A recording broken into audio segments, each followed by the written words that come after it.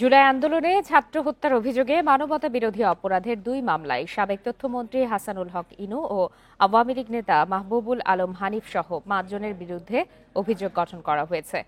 আন্তর্জাতিক অপরাধ ট্রাইব্যুনাল 2 এর চেয়ারম্যান বিচারপতি নজরুল ইসলাম চৌধুরীর নেতৃত্বাধীন 3 সদস্যের বিচারিক প্যানেল এই 5 আসামির বিচার শুরুর আদেশ দেন। সকালে আদালতে হাজির করা হয় হাসানুল হক ইনুকে। জুলাই আন্দোলন দমনে শেখ হাসিনার সঙ্গে ইনুর ফোনের কথোপকথনের প্রমাণ দেয়া হয় আদালতে। তার বিরুদ্ধে 8টি অভিযোগ এনে অভিযোগ গঠনের আবেদন করেন চিফ প্রসিকিউটর। ট্রাইব্যুনালে ইনু বলেন তিনি রাজনৈতিক প্রতিহিংসার শিকার হয়েছেন। বীর মুক্তিযোদ্ধা, জাসদের উনি সভাপতি, ওনাকে প্রশ্ন করা হয়েছে যে আপনার কোনো বক্তব্য আছে কিনা, যে আপনি কি দোষী কি নির্দোষ। তো উনি তার নির্দোষ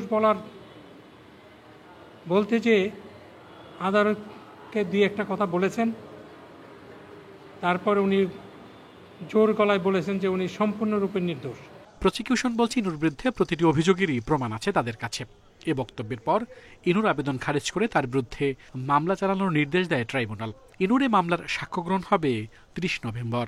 বিগত সময়ে যিনি প্রধানমন্ত্রী ছিলেন শেখ হাসিনা, তার সাথে টেলিফোনে কথা বলে ড্রোন ব্যবহার করা, হেলিকপ্টার ব্যবহার করা, বোম্বিং করা, এইভাবে ছাত্র জনতাকে হত্যা করার যে পরিকল্পনা, সেগুলো নিয়ে প্রাইম মিনিস্টারের সাথে তার আলোচনা হয়েছে, তিনি তার সম্মতি জানিয়েছেন।